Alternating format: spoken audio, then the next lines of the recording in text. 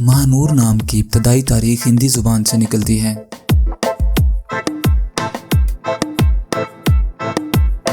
महानूर एक इस्लामी नाम है।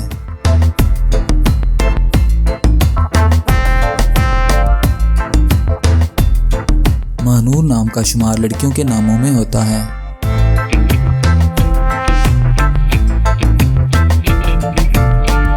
महानूर नाम का मतलब चांद की रोशनी, चांद की चमक है।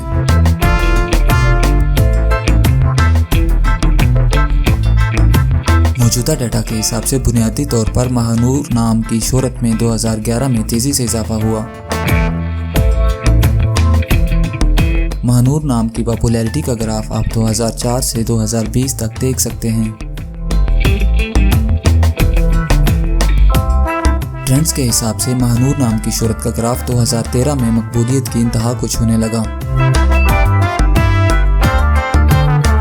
इस्तेमाल के लिहाज से महानूर नाम पाकिस्तान, यूएई और बहरीन में कसरत से इस्तेमाल किया जाता है।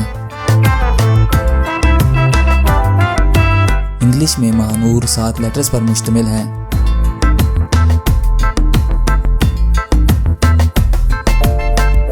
उर्दू में महानूर 6 हरूफ पर मुश्तमिल है।